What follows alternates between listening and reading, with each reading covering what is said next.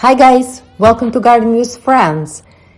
You might be wondering why I'm at the park again, but for today's topic, this is the perfect place to start. Take a look at this beautiful native shrub, Staghorn sumac, and winged sumac growing next to it. It's a true native that belongs right here in open natural landscape. And while it's stunning out in the wild, it's not always the best choice for a home garden. And today I'll show you why. Before we go further, don't confuse it with non-native invasive tree of heaven. It looks somewhat similar from the distance, but behaves very differently and much more aggressively. The native Staghorn sumac is easy to recognize. It has densely covered brown velvety hairs on young branches and stems. That's what gives it its name, because they look like the velvet on deer's antlers. Across North America, there are over 35 native sumac species, including well-known ones like Staghorn, winged, smooth, and fragrant. See these cute little wings between the leaflets? That's how you know you are looking at winged sumac. And many of them spread in the same way, by underground runners. The non-native tree of heaven, however, spreads aggressively by seeds, pops up everywhere, has much larger smooth-edged leaflets, and gives off an unpleasant odor when crushed. In the fall, sumac turns brilliant shades of red and orange, and its fuzzy red seed clusters feed birds all winter. It's a stunning plant in the wild, but in the home garden, those same traits can turn into a real problem. Underground runners can travel several feet from the main plant, sending up new shoots as they go.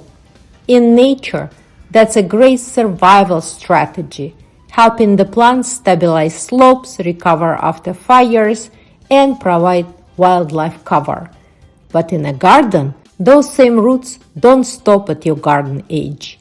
They can spread under fences, paved walkways, patios, and even toward foundations. Over time, they can create pressure or cracks in paved areas and become a structural concern for nearby hardscapes. Now, we move to one of my clients' gardens, where you can see what really happens when sumac ends up in a home landscape. This winged sumac was likely planted years ago by the previous owners. Sumac doesn't always stay a shrub. It can grow into a small tree, just like this one. And over time, its underground runners have spread well beyond the original spot. You can see new shoots coming up throughout the flower bed, and even pressing up against the hardscape, it quickly becomes overwhelming and difficult to control. So today I'll be removing the sumac and taking out as many of the runners as possible. Let's get started. First, we'll cut the main trunk down to the ground. Even though this is a native plant, in the garden it just can't stay. The underground runners would keep popping up all over the flower beds.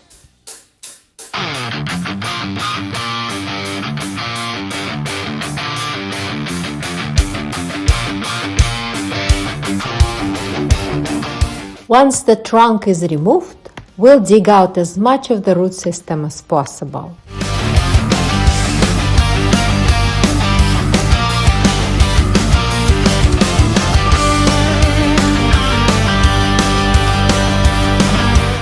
Extreme gardening never leaves me. Always follows me around. Be careful with the sap from branches and roots. It can be very sticky and may cause skin irritation for some people.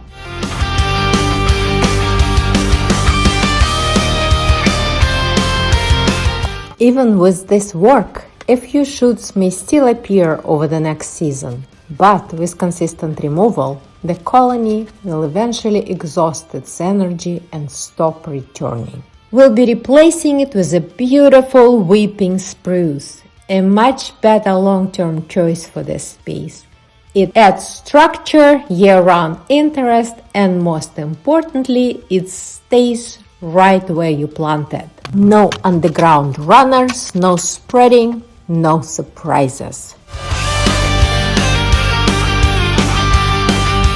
So while native sumac is fantastic in the wild, supporting wildlife and lighting up our landscape in brilliant fall color, it's not always the best fit for a home garden. If you enjoy its looks, admire it in parks or natural areas. Or consider cultivated garden varieties like tiger eyes, which stay smaller and better behaved, though they still need plenty of space.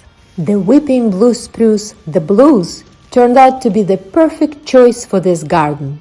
Eye-catching, manageable, and exactly what the spot needed. Thanks for joining me today. Don't forget to like, subscribe, and share your garden stories in the comments below. See you next time. Happy gardening!